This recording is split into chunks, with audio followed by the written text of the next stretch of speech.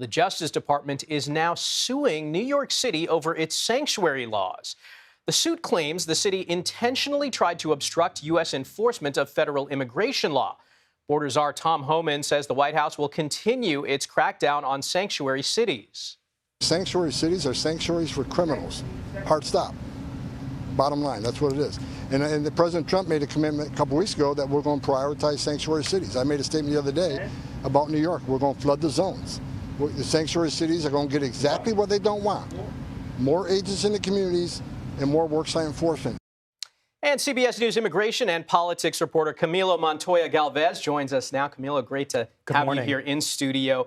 First off, I want to ask, how are New York City officials responding to this? Just to level set, Michael, the administration has mounted an aggressive campaign to crack down on so-called sanctuary cities, filing lawsuits against Chicago, cities in New Jersey, now New York City, and also in Los Angeles. And the argument is that these local policies obstruct and hinder ICE agents from doing their jobs and force them into community to arrest undocumented individuals who the agency says they could have picked up in local jails because they have been convicted or charged with local crimes or state crimes.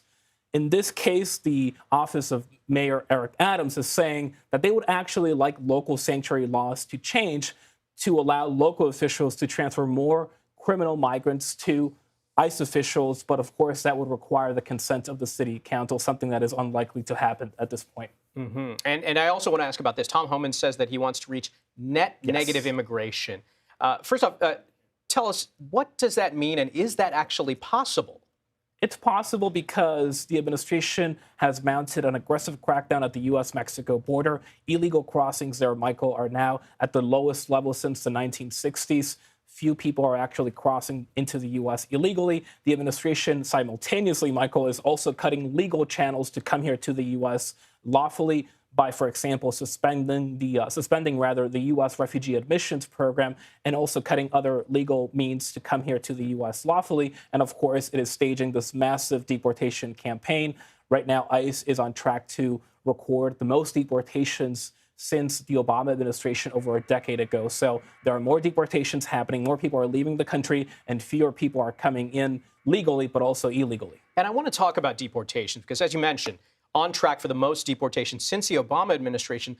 Let's talk about the pace of deportations that's happening right now. What can you tell us about that? Well, according to ICE data that we obtained, Michael, that agency has recorded about 150,000 deportations in the first 6 months of President Trump's second administration. That puts the agency on a path to record more than 300,000 deportations in the president's first year in office when January 2026 comes along. That will be the highest level since fiscal year 2014, again, during the Obama administration. Still, that is nowhere close to that 1 million deportation target that Trump administration officials have outlined, but it is still a very significant number, and it underscores his aggressive deportation campaign by the administration.